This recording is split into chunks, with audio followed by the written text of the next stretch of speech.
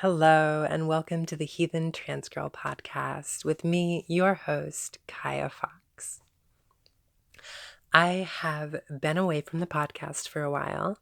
I've been traveling for the past few months through Japan and Southeast Asia. Excuse me, I had a little surgery. I'm recovering from that. Getting back to the podcast now, though.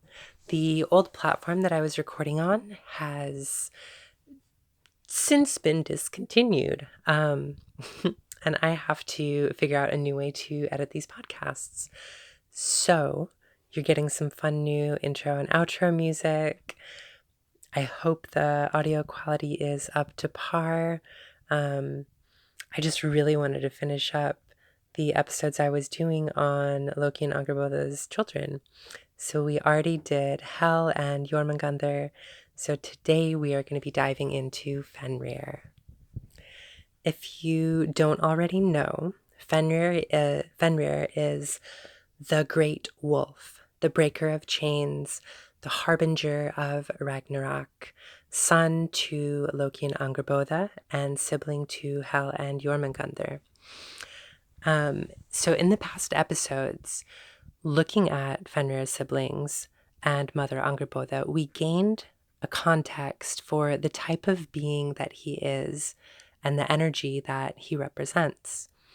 A force that I would argue is as natural as the hunger of every wild wolf. As Hel relates to death and Jörmungandr to venom and the destructive power of the sea, so too does Fenrir fit into the family of forces which threaten humanity, yet are not evil, but natural and unavoidable.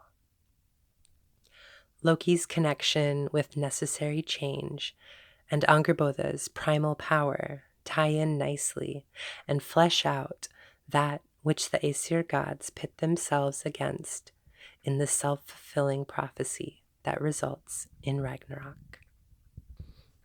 I personally don't believe any of these myths, any of these stories are to be taken literally, nor, as I am a practicing heathen, do I believe that the myths are just stories and nothing more. I think there is some spiritual truth to them.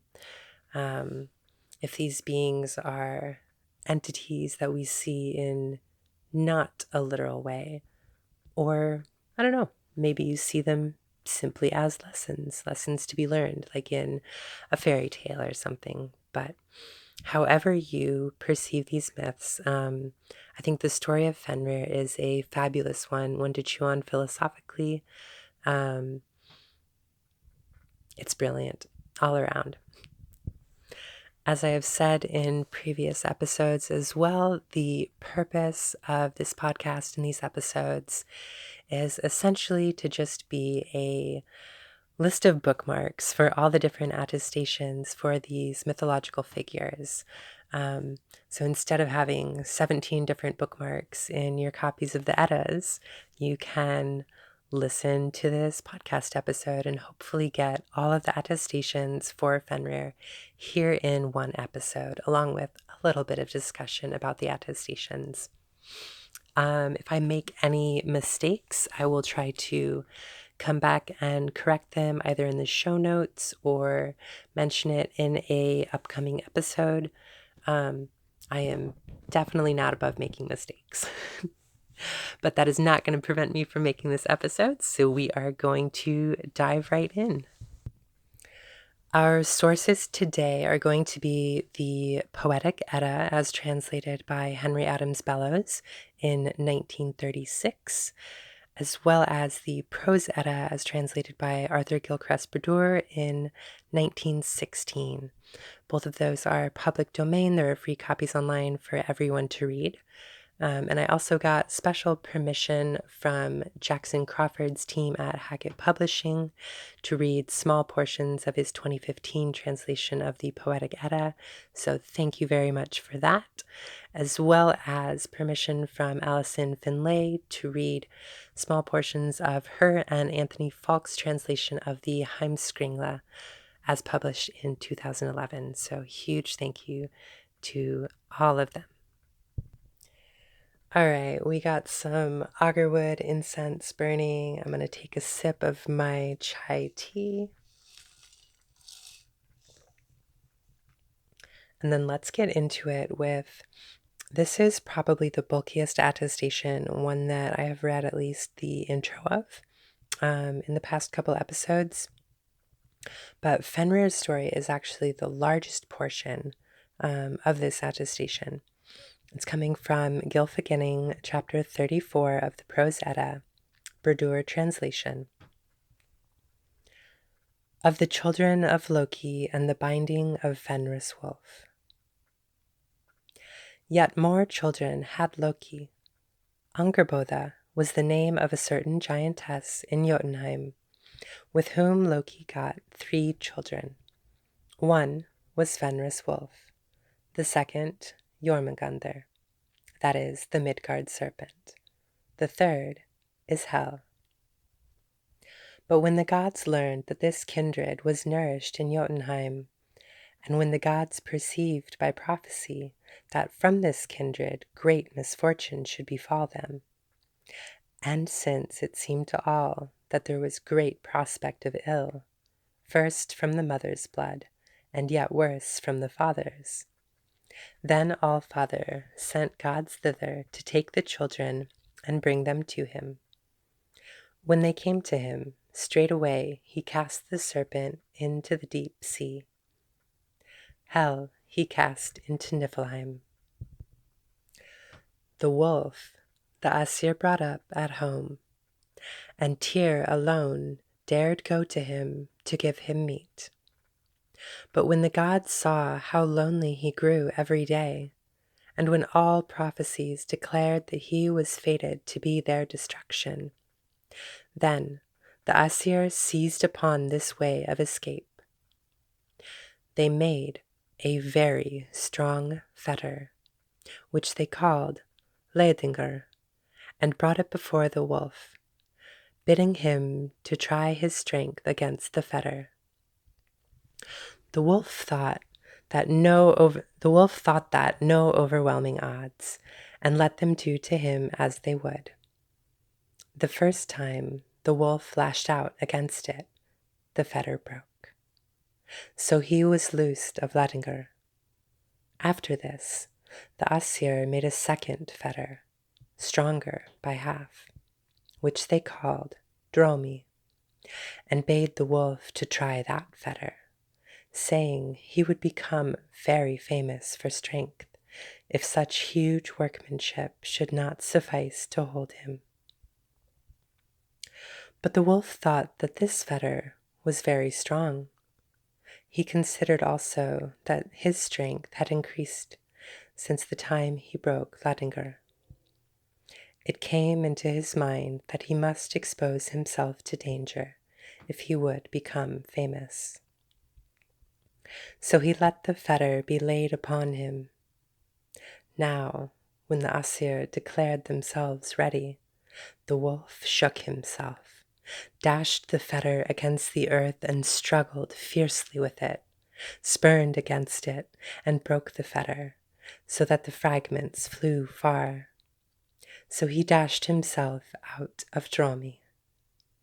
Since then, it passes as a proverb to loose out of Leiðingur, or to dash out of Dromi, when anything is exceedingly hard.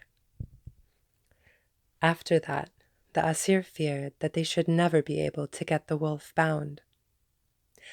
Then All-Father sent him who is called Skirnir, Freyr's messenger, down into the region of the Black Elves to certain dwarves, and caused to be made the fetter named Gleipnir.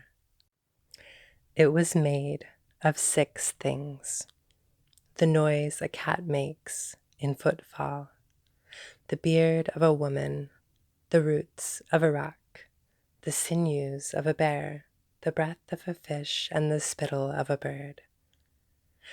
And though thou understand not these matters already, Yet know thou mayest speedily find certain proof herein, that no lie is told thee.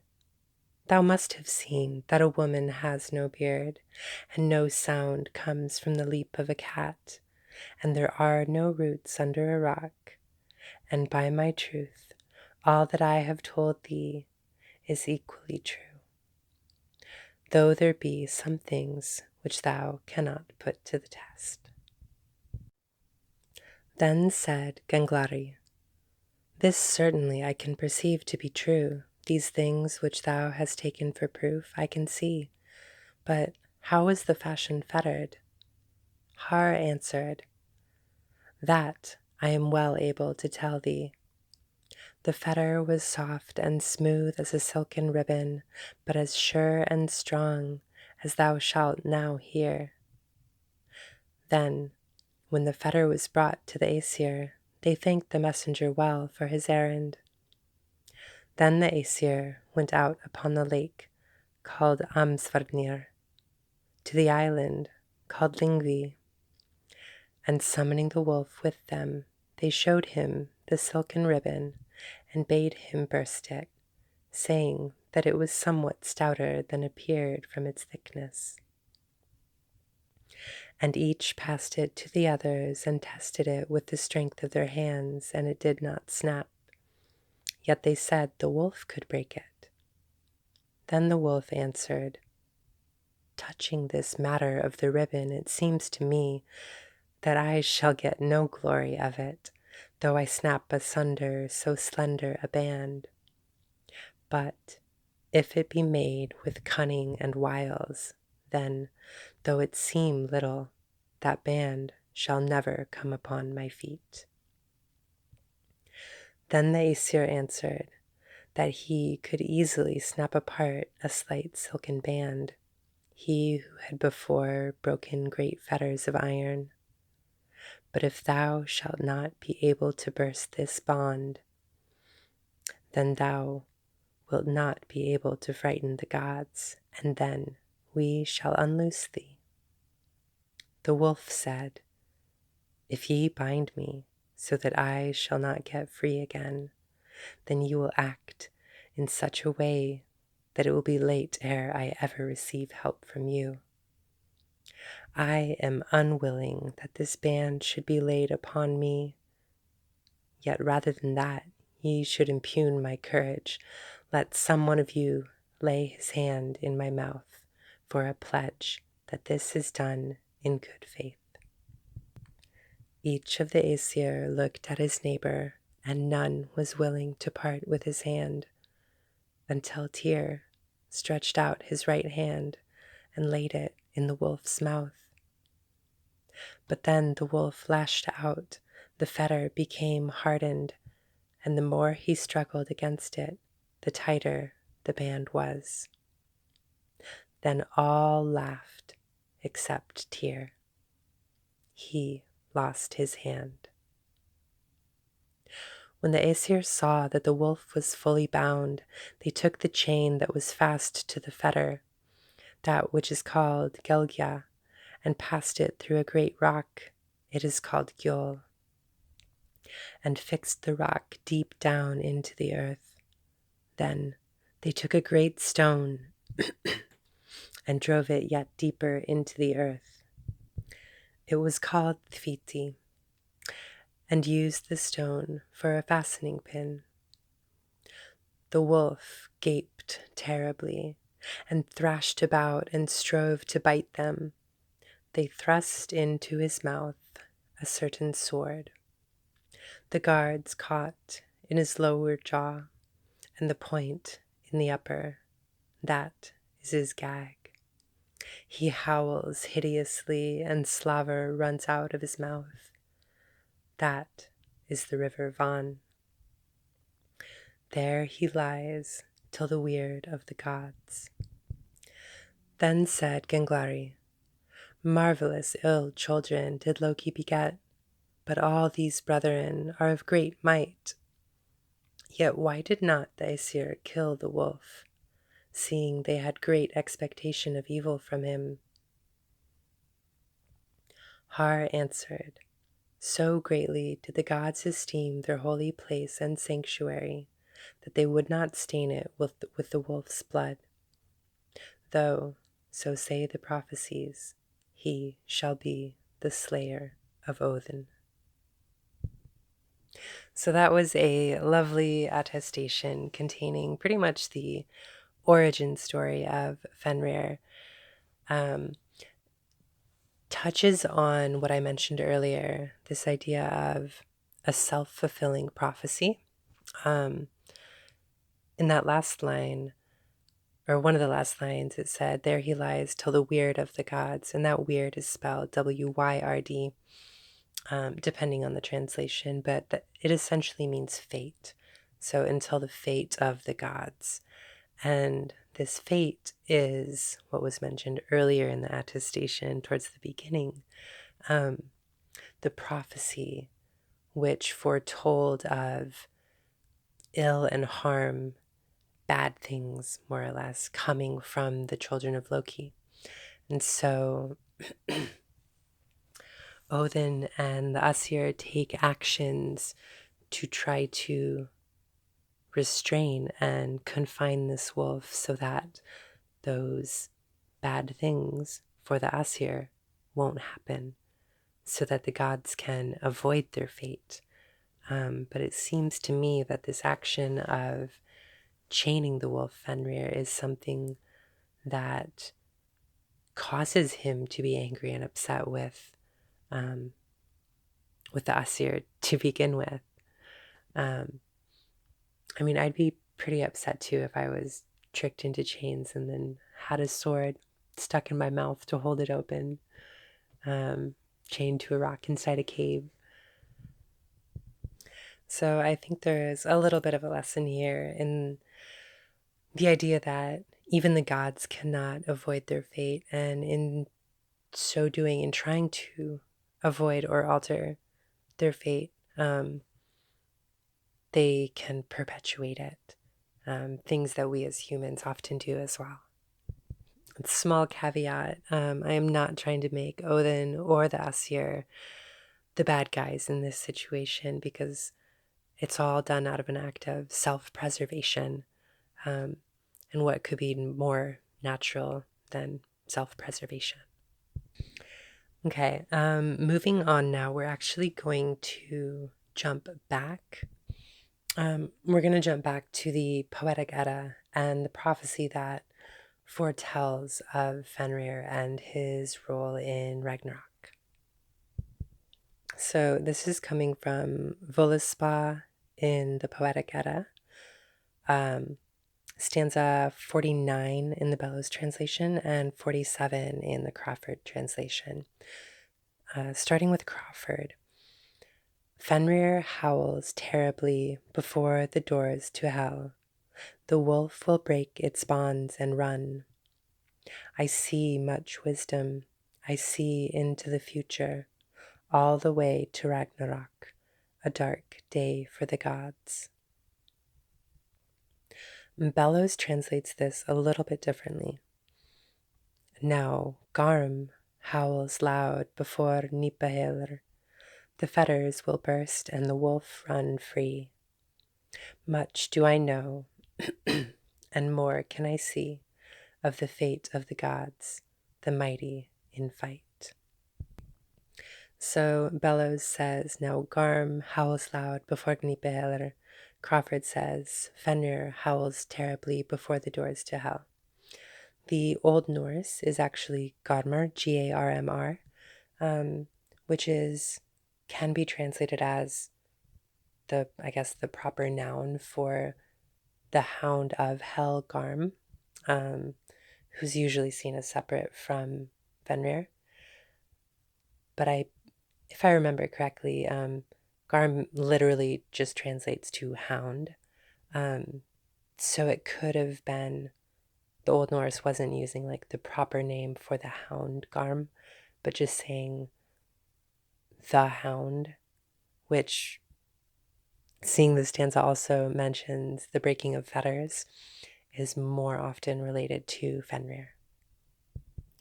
Next attestation, comes from Vafthrudnismal, stanzas 52 through 53 of the Poetic Edda, Bellows translation. Odin spake, "Much have I fared, much have I found, much have I got of the gods. What wisdom bring the doom of death to Odin when the gods to destruction go?" Vafthrudnismal spake, "The wolf shall fell the father of men, and this shall Vidar avenge.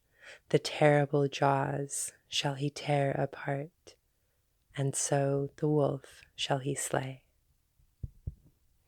So in the attestation prior, it was the vulva or the seeress who was making the prophecy and speaking in Völuspá. And in Vafthrudnismal, it is the giant Vafthrudnir who is having a contest of knowledge with Odin.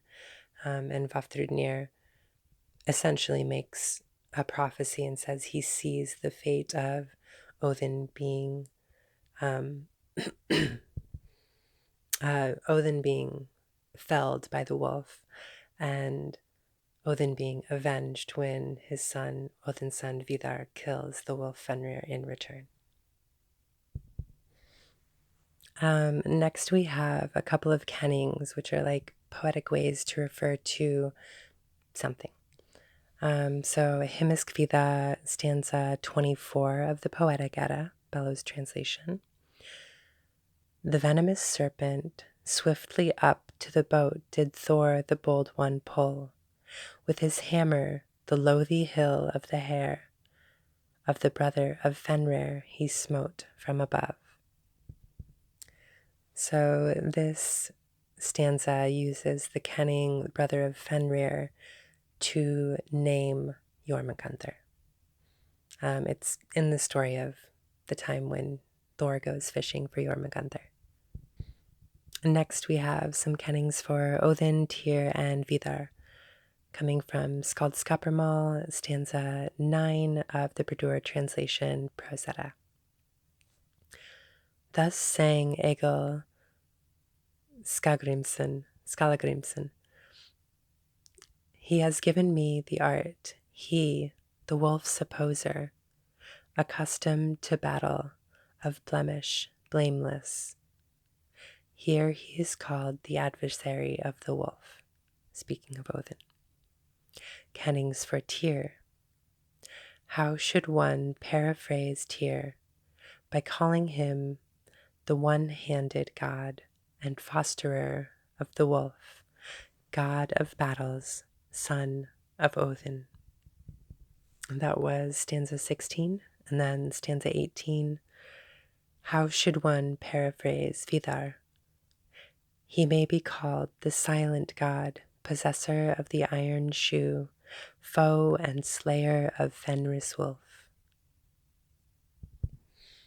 Next we have a stanza that is a poet essentially saying that sooner will Ragnarok come than will an equal king to King Hakon the Good be found. This is coming from Hákonar saga góða, or Hakonarmal, stanza 20 in Heimskringla, Finlay Faulkes translation.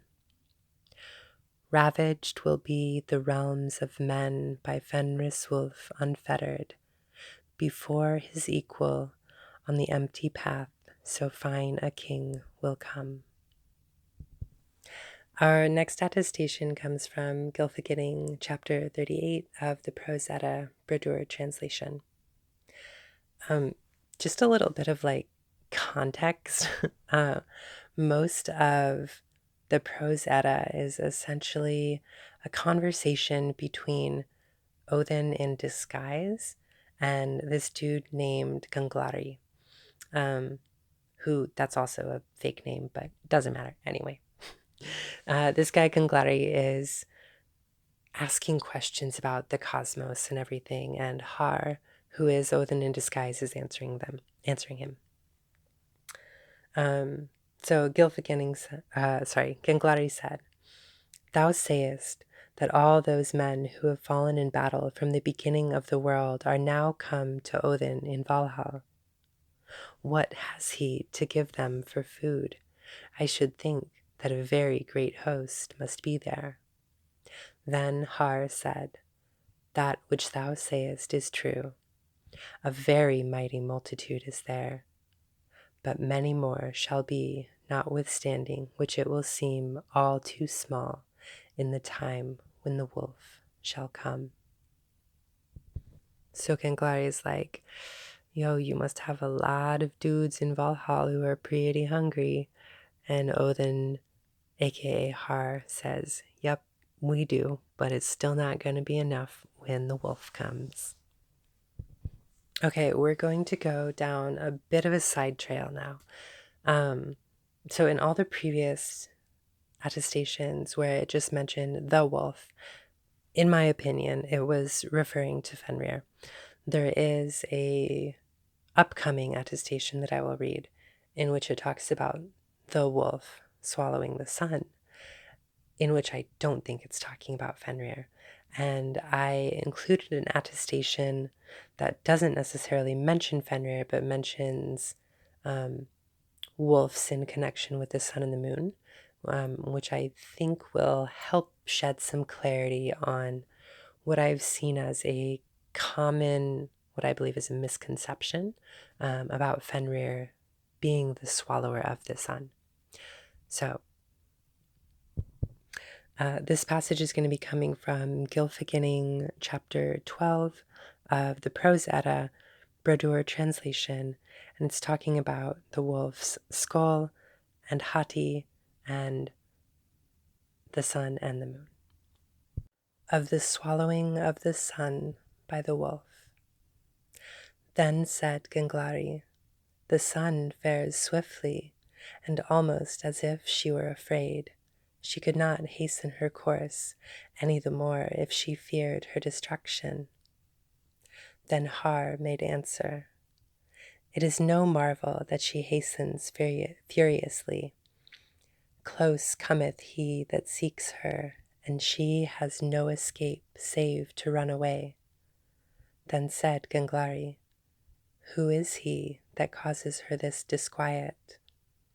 Har replied, It is 2 wolves, and he that runs after her is called Skoll. She fears him, and he shall take her. But he that leaps before her is eager, called Hati. He is eager to seize the moon, and so it must be. Then said Ganglari, What is the race of the wolves? Har answered, A witch dwells to the east of Midgard, in the forest called Ironwood. In that wood dwell the troll women, who are known as Ironwood women. The old witch bears many giants for sons, and all of them in the shape of wolves, and from this source are these wolves sprung. The saying runs thus, From this race shall come one that shall be mightiest of all, he that is named Moonhound. He shall be filled with the flesh of all those men that die, and he shall swallow the moon, and sprinkle with blood the heavens and all the air.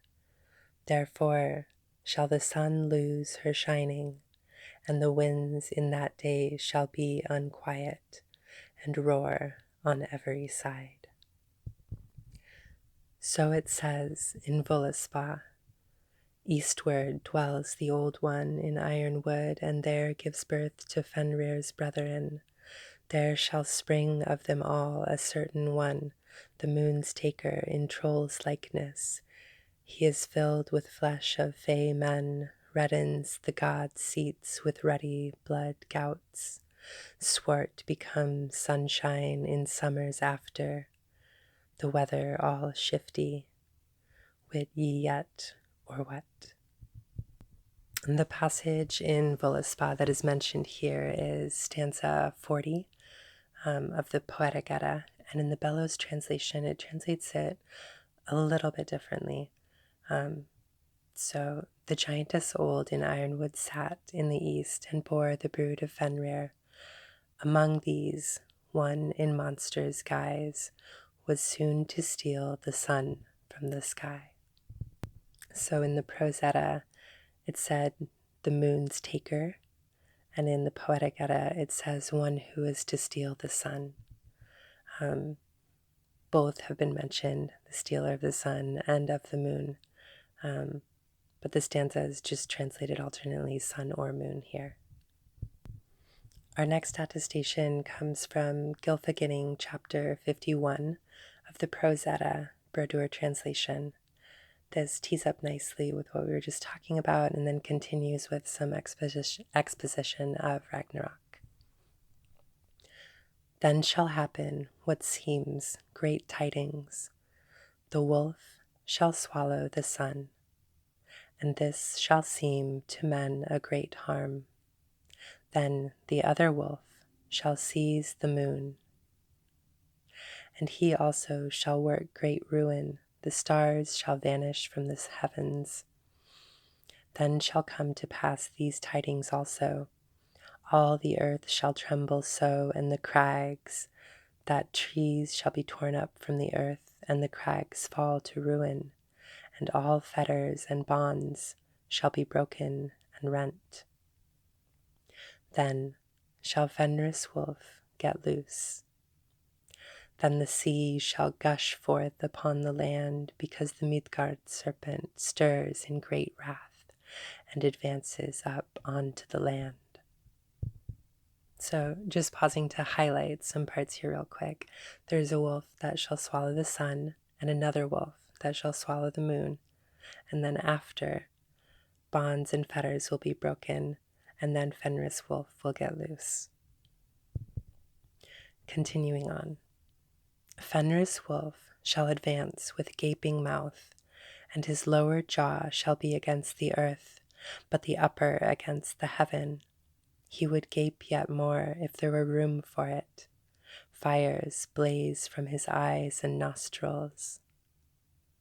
The Midgard serpent shall blow venom, so that he shall sprinkle all the air and water, and he is very terrible, and shall be on one side of the wolf. And then there are a few sentences about Surt and the sons of Muspel. And then it continues, the sons of Muspel shall go forth to that field which is called Vigridr. Thither shall come Fenris wolf also and the Midgard serpent. Then Loki and Hrym shall come there also, and with him all the Rim giants. All the champions of Hel follow Loki, and the sons of Muspel shall have a company by themselves, and it shall be very bright. The field, Vigridr, is 100 leagues wide each way. Skipping ahead a little bit. Then shall the Aesir put on their war weeds and all the champions, and advance to the field. Odin rides first, with the gold helmet and a fair byrnie and his spear which is called Gungnir. He shall go forth against Fenris wolf. And Thor stands forward on his other side and can be of no avail to him, because he shall have his hands full to fight against the Midgard serpent. Freyr shall contend with Surt, and a hard encounter shall there be between them before Freyr falls.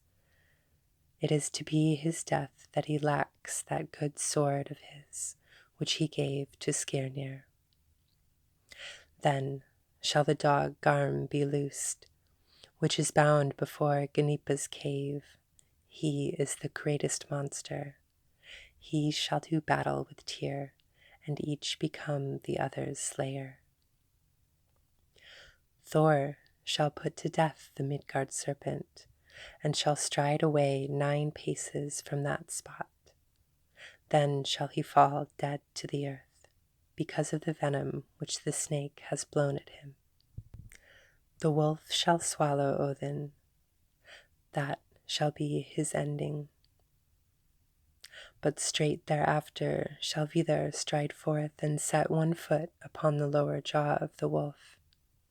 On that foot he has the shoe, materials for which have been gathering throughout all time. They are the scraps of leather which men cut out of their shoes at the toe or heel. Therefore, he who desires in his heart to come to the Asir's help should cast those scraps away. With one hand he shall seize the wolf's upper jaw and tear his gullet asunder, and that is the death of the wolf. Loki shall have battle with Heimdall, and each be the slayer of the other.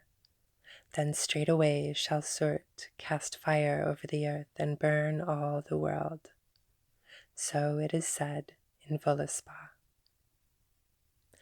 Then to the goddess a second grief cometh, when Odin fares to fight the wolf, and Beli's slayer the bright god with Surt. There must fall Freyg's beloved.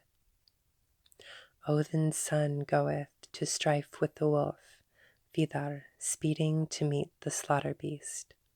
The sword in his hand to the heart he thrusteth, of the fiend's offspring. Avenged is his father. The last two quoted stanzas of that passage are from Völuspá stanzas 53 and 54, in case you were curious. So that's it. That is the fate of the gods at Ragnarok. Now, a lot of people think of Ragnarok as the end, the final piece, the last battle after which there is nothing. But if we take a look back, it mentions it in Völuspá as well. But there's a nice little piece in Vafthrudnismal of the Poetic Edda, stanzas 46 to 47, that I wanted to read to you real quick. Odin spake, much have I fared, much have I found, much have I gotten of the gods. Whence comes the sun to the smooth sky back, when Fenrir has snatched it forth? Vafthrudnismal spake. Oh my god. Vafthrudnir. That name is so hard. Vafthrudnir spake. A daughter bright, Alfrathul bears, Elfdisk, the sun, ere Fenrir snatches her forth. Her mother's path shall the maiden tread, when the gods to death have gone. So this last passage today does two things. First of which is offers some contrary information to what I was just talking about earlier, where Odin says, when comes the sun to the smooth sky back, when Fenrir has snatched it forth, implying that Fenrir is the snatcher of the sun, as opposed to Skull, or the eater of the sun mentioned earlier. And then it also offers almost like a ray of hope, saying that the sun's daughter shall follow in her path after the gods have died. So it's a renewal, a second sun that comes after Ragnarok. And that is going to do it for all of the attestations today. There might be a handful more out there that I haven't been able to find, but as far as the prose and the Poetic Edda, I think I got everything compiled for you. Fenrir is definitely an interesting figure in the myths, both feared and sometimes in the modern community revered. Fenrir, I know several people who honor Fenrir or have a place for Fenrir on their altar as an energy, an entity, even a deity who carries this energy as like the breaker of chains, the breaker of bonds, and is sought by some to aid them in breaking out of certain chains and certain bonds. I think this idea of good versus evil, this binary thinking, is a lot of times latent Christianity, a Christian carryover. And Snorri Sturluson, who penned the Prose Edda, was a Christian, and I think imported a lot of that good versus evil, God versus the devil, binary thinking into the telling of the myths. But if we can take a step back, see through that bias, then it becomes less of a battle of good and evil and more of what I talked about before as Fenrir's family, his siblings and his parents, all embodying forces of nature, forces of primal things that can initiate change and can be destructive, but are not evil in themselves. Is a wolf evil because it hunts and feeds? Is the ocean evil or bad because it storms and floods the shore? Are humans and is humanity evil for trying to defy their own fate and act in self-preservation? I don't think that term evil should apply or is even constructive to poetic or metaphorical thinking here. If we can get rid of that idea, I think there's a lot more power and a lot more truth to be found in these stories. So that would be my encouragement to y'all as you read through these myths and these stories. I hope you have enjoyed this episode on Fenrir that has been way too long coming. I hope to do more episodes in the future. Thank you so much for joining me on the Heathen Trans Girl podcast, and I hope to see y'all soon. Bye.